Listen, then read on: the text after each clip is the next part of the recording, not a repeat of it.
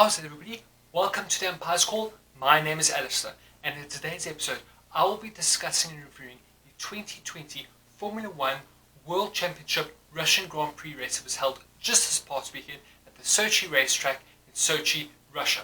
Now guys, I have to say that it is incredible. Lewis Hamilton doesn't actually win races.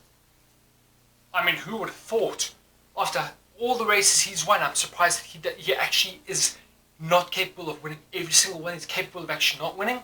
Wow, that is just unbelievable.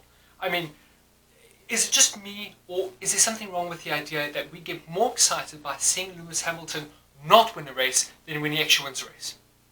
I mean, something is inherently flawed about that we actually get more entertained by him not winning, because he just is such a consistent winner, over, particularly this year, but obviously over the last 2 to 3 seasons.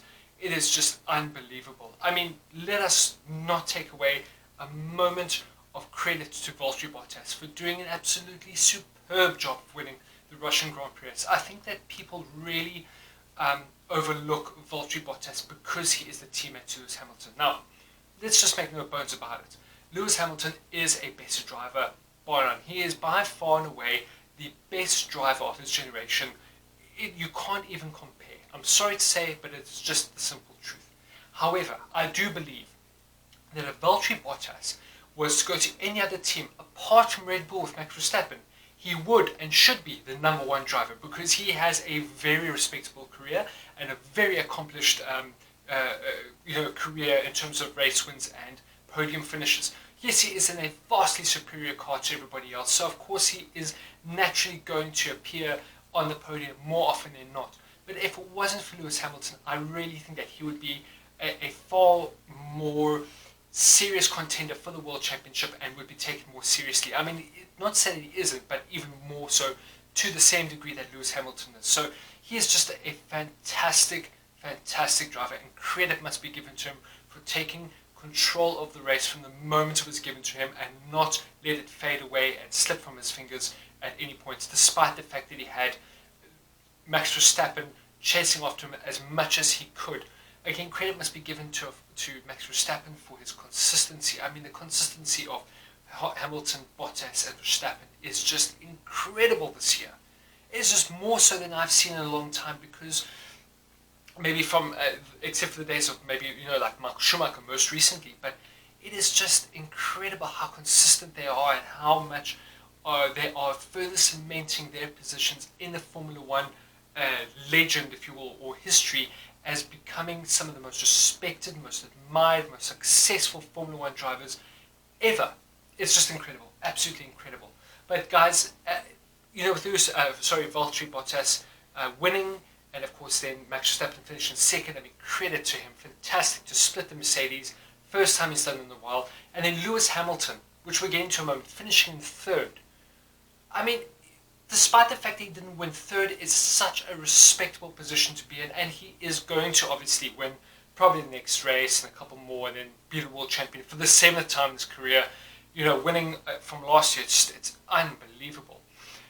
But the thing I've got to pick a bone with Lewis, I really do feel that athletes, because he is an athlete really, and he's a driver, but he's a professional sportsman, like the footballers, are given far too much liberty with the way they conduct themselves within a team and the way they just talk to other drivers or team members, if you will, is just unbelievable. Because, to cut a long story short, Lewis Hamilton did his stop-go practices when he was not supposed to, in a place he was not supposed to do so, on 2 occasions. So of course, what did the FIA do?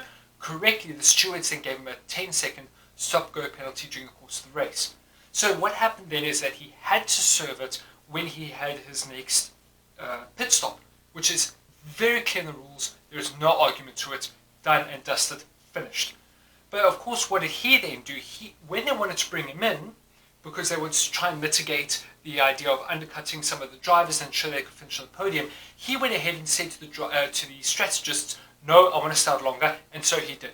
And then when he eventually had to come in, when there was no other choice, and he served this penalty and went out, he had the bare-faced cheek to then tell his strategists he doesn't want to hear from them, because they were the ones who made the mistake, because they were the ones who brought him in too soon. I'm sorry, Lewis. Let's just look at the facts, shall we? You were the one who made the transgressions. You were the one who was then given the penalty, and you were the one who had to serve it. So if it wasn't for your mistakes, your strategists wouldn't have to do what they did, and then therefore you would have won the race. So don't go ahead and tell anybody, including your strategists, that they were the ones to blame, because you were the one who was to blame for what happened.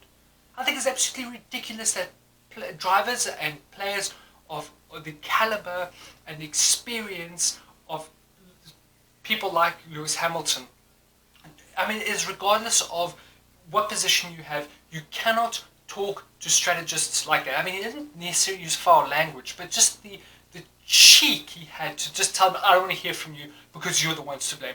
It was your fault. And you're not a strategist. You don't have the strategists come and tell the driver how to drive, and the drivers can't tell the strategist how to strategize the race.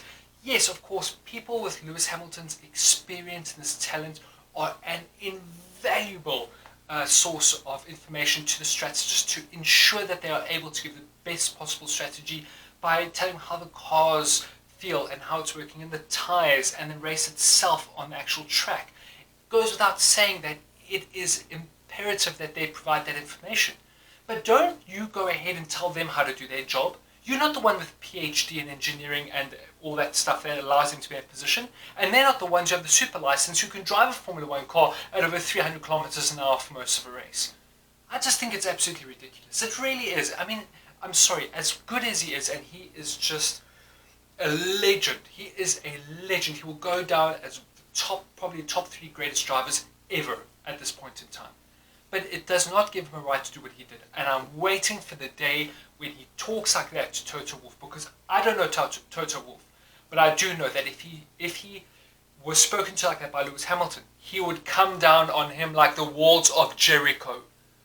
Because Toto Wolff is clearly seen as an individual who does not take any nonsense from anybody, no matter who you are.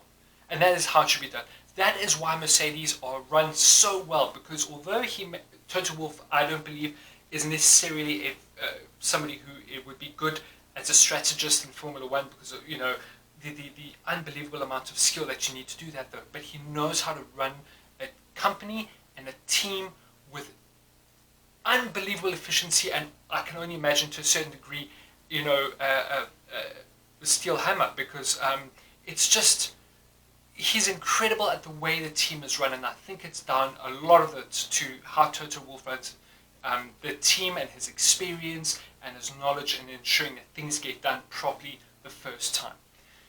With that being said, guys, I think it was just a very good race. I mean, we saw the likes of AlphaTauri finishing in the top 10 for both cars. I mean, that's brilliant. You know, we had Perez in 4th, then Dan Rick.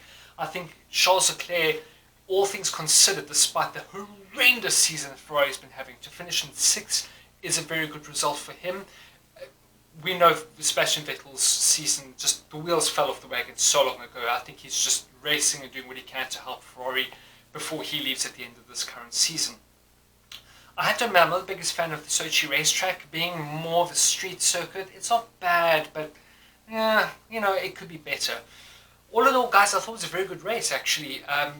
Alex Albon finishing in the 10th place to round up, it was good. He, of course, was behind Pierre Gasly, which only then further adds fuel to the flame of the fire that is the discussion between the two of them and who should really be at Red Bull. Again, as I've said before, and I'll say it again, I still think it's Alex Albon. I think he's just going through a really difficult phase right now, and given the opportunity to work through those difficult challenges with the likes of Christian Horner, maybe even a little bit of input from Max Verstappen and the rest of the Red Bull team, he will come out stronger at the end of the day, provided he isn't kicked out either before the end of the season or during the off-season before the next season starts, in which he'll be replaced by either Pierre Gasly or another driver. I don't think that's going to happen though, but I could be wrong. I mean, that's a wonderful world of Formula 1. Just anything can happen at any point in time. Anyway, guys, I have to, in my opinion, definitely give this race a nod out. It was very nice to see Valtteri Bottas win. It was very nice to see the performances of the likes of McLaren and Racing Point and Renault and a little bit of Ferrari and all. And I think it was just a very good result at the end of the day. Otherwise, guys, thank you very much for taking time to watch this video. I really do appreciate it. Please remember to hit the like button if you enjoyed the video today. Please remember to also hit the subscribe button if you've enjoyed the videos I've posted in the past, so that you'll be automatically reminded for all future videos going forward. Otherwise, guys, have a good day. Cheers.